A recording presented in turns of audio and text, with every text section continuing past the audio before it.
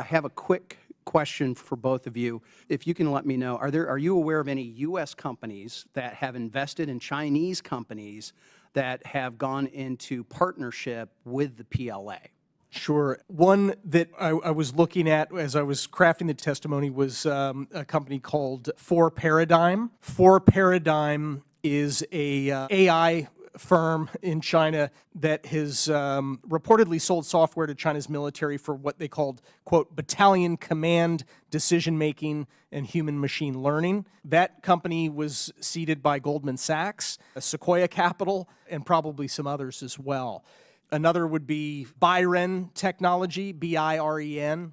That's an advanced semiconductor designer that wants to compete with NVIDIA in China. In fact, it's already on the Commerce Department's entity list for potential ties to, quote, weapons of mass destruction, advanced weapon systems, and high-tech surveillance. And that one was invested by a couple of American venture capital firms.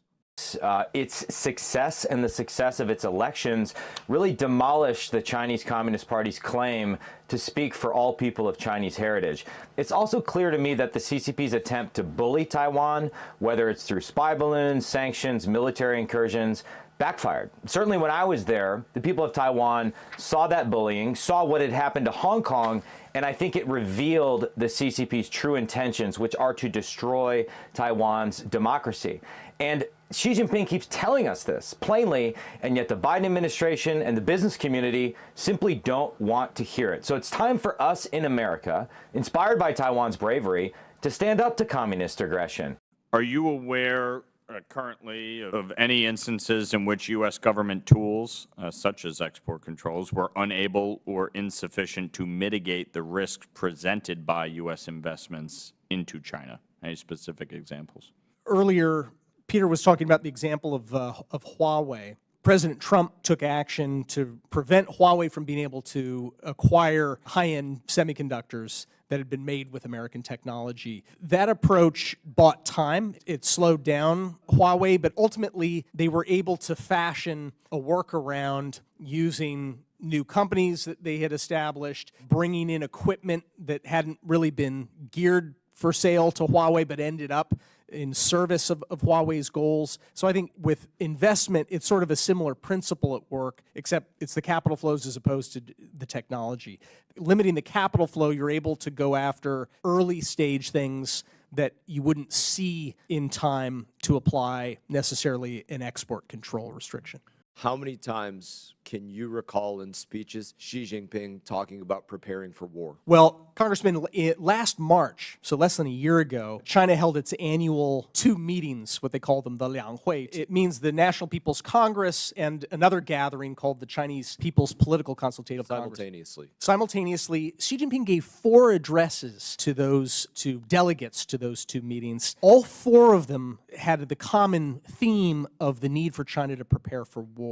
And in the lead up, there were changes that were being made to laws. For example, making it easier to put the military in charge of Chinese society in the event of war. New rules to retain reserve military personnel for longer periods of time, particularly if they have key skills. New mobilization, military mobilization offices that have popped up in most of the provinces around China. Building air raid shelters right across from Taiwan, as well as starting to create authorities for building military hospitals that can do combat care. I don't take comfort in any of those signals, any one of them, much less the constellation that is painted by all of them combined. So I think that war is on Xi Jinping's mind. He's told us as much. A U.S. delegation, including 2 former senior U.S. officials, have arrived in Taiwan for post-election talks. And this, along with reinforcing the U.S. government's time-honored interest in maintaining peace across the Taiwan Strait. And their arrival comes a day after Lai Ching-te from Taiwan's ruling Democratic Progressive Party, or DPP, won the presidential elections on Saturday. Now, the U.S. delegation includes former National Security Advisor Stephen Hatley and the chair of American Institute in Taiwan, Laura Rosenberger. Hatley had served as the National Security Advisor from 2005 to 2009 under former U.S. President George Bush. And their arrival comes just hours after former Deputy Secretary of State James Steinberg landed in Taoyuan. Now, the Taiwanese Ministry of Foreign Affairs welcomed the U.S. delegation who will be staying in the East Asian nation until Tuesday, and the delegation met President Tsai Ing-wen. Commenting on the meet, President Tsai said that U.S. visit shows close and staunch partnership with Taiwan. Now, the U.S. Department of State had congratulated Lai on his victory in the presidential election on Saturday, and it had also expressed eagerness to collaborate with Lai and Taiwan's leaders from all political parties, and this to advance their shared interests and values and to continue their long-standing unofficial relationship.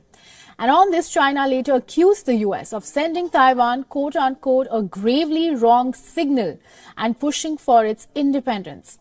Beijing described the U.S. message congratulating the new Taiwanese president as a betrayal of Washington's pledge to keep diplomatic relations with Taiwan unofficial. Now, in response to all these comments from China, Taiwan has told Beijing to face reality and give up suppressing the island. And this as China remains stern on its stance on cross-strait relations. China has claimed that its reunification with Taiwan remains inevitable. And after Taiwan disregarded Beijing's warnings and elected pro-sovereignty candidate Lai Ching-te as president, the self-governing island is threatening to become independent. And to this, China's top diplomat issued a warning on Sunday, saying that any move in that direction would be harshly punished. You know, they've denied it, but it's still hitting the share price. Right. So actually, we've seen Baidu's share price drop by as much as 10% in trading so far. That's the most in a year. And that's after a report in the South China Morning Post, which cited a research paper affiliated with a Chinese military university that said that they were testing their AI systems with Baidu's Ernie system. Of course, the company has come out and said they don't have a partnership or affiliation with the university, and that as far as they're aware, this research would have been done with their publicly available models. Okay, and Baidu's reaction? Well, the denial anyway. Yeah, exactly. Yeah, so they are quite, vehement that they have nothing to do with this. It's a completely unrelated type of project. And so that's why we've seen them give this quite strongly worded statement to us and also to the SCMP. I think the concern here now for analysts and traders is what's going to happen going forward. Is there this geopolitical risk overhang over Chinese AI companies like Baidu? So, I mean, are there any implications for the company's long-term plans in the artificial intelligence arena? I think what this shows is that everyone is still very jumpy. I mean, just one report about some potential military link to Baidu can already scare the market like this. So definitely this is something we have to watch long term, whether or not there will be more risks going forward with the U.S. targeting any kind of Chinese AI that could have potential military implications.